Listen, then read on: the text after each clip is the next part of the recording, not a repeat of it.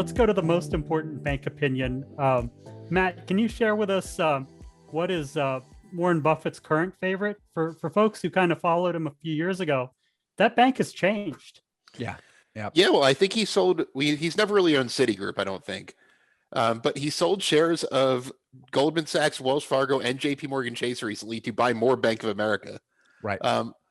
However, so Berkshire Hathaway owns a little over 10% of Bank of America right now. It's a big investment. I will say that there's a difference between what is his favorite investment and his favorite bank. We know he's a big fan of Jamie Dimon. For example, they did the healthcare joint venture together with them and Amazon. So he's a big fan of Jamie Dimon. He's a big fan of Wells Fargo's business. I just don't know if he believes in them as an investment right now. I think he feels really kind of burned by them, and misled. But I mean, Bank of America, it's really tough to make a case that he likes any bank stock other than Bank of America right now. Yeah, I remember during the financial crisis, Buffett said something along the line. This is when Wells Fargo was trading at, I think it was just under $10 a share. I think he said something to the effect of, if he had to put his entire net wealth into something, it would be Wells Fargo at that price. Yeah. Things have changed a little.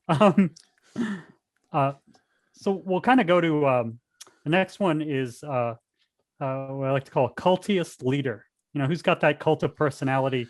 I think I know who you guys are going to say, but I'll have a dark horse candidate there. Yeah, I mean, the obvious answer is Jamie Dimon. I'd have to say Brian Moynihan is probably my favorite. Aside from reading Jamie Dimon shareholder letters, I'd say Brian Moynihan is probably my favorite to listen to. And I would say within the banking sector, it's people that follow banks and that follow the sector close and invest in financials. Moynihan might be even a little more culty because what he's done there, right? Jamie Dimon's done incredible things and has built the biggest bank in the U.S.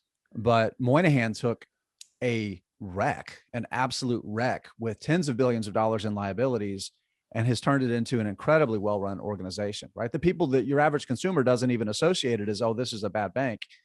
And you go back 8 years ago, and I mean, this had a terrible reputation, right? Ruined people's lives. You think about coming out of the global financial crisis and some of their lending activities and some of the companies they bought. Yeah, I would say Moynihan might get the tip for me for in the know people, right?